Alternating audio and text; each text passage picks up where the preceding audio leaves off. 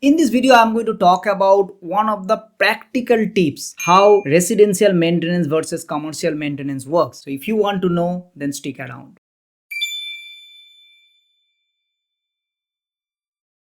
Alright, let's say you have a residential property portfolio and you also own one or two commercial properties or the commercial property portfolio. Now look at the difference between residential and commercial, right? So for example, if the hot water system broken or any kind of maintenance issue in residential property, you have a property manager and the tenant is going to notify your property manager is going to notify you, and they are going to seek your permissions to fix these things, and the cost is going to be borne by you. Right now, look at the same thing in commercial property. Assuming that commercial property lease also says that it is going to be all the maintenance works will be done by the landlord. I'm just taking it. It is possible to pass it on to the tenant, but assuming in your case you own a property, there is a commercial lease, and in that lease it is said that it is going to be fixed by the landlord. Now let's say you own a pizza shop, and that pizza shop is been running, they're trading well, they're making money, and every day they're killing it. They are making, let's say, 2 grand per day revenue, and they're making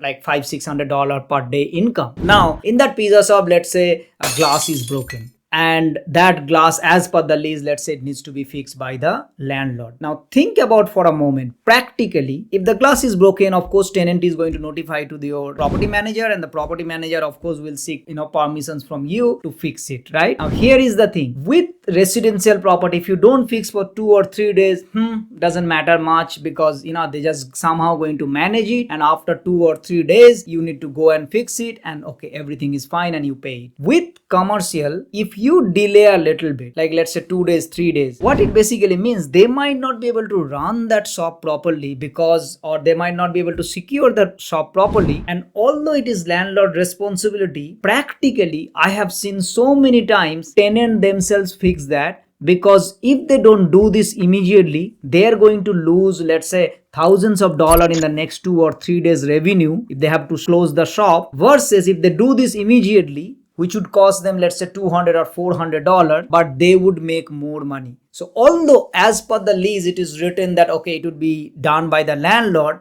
practically I have seen that most of the times is the tenant who fixes that. And that is one of the key parameters when you look this into a long period of time. Let's say these things happen in 10 years, 2 or 3 or 4 times. All these small expenses that ideally should be paid by the landlord as per the lease is being paid by the tenant. And that is the difference. It never happens. It might happen 1 or 2 cases in residential. So out of 100 cases, 1 or 2 or 3 cases this can happen in residential, and out of 180 or 90 cases this can happen into commercial. And that is how commercial property is so lucrative. So if you understood just this point, think about how much you can save and how much cash flow you will make as a landowner, as a landlord, in terms of commercial property investing versus residential property investing. If that doesn't convince me, like think about it, like why would you invest into residential where you know that the tenant can fix these things, although it is landlord's responsibility. I hope this gives you an idea about why people invest into commercial, why you should be thinking about commercial. Of course, there is a lot of nitty-gritty you need to learn. Please go and watch my other videos. You will see that a lot of the contents that is going to motivate you, and that you will be able to learn. Remember, education is the key. Once you learn all these things, then only you'll be able to take the informed decision. Thank you so much, and I'll see you next time. Bye-bye.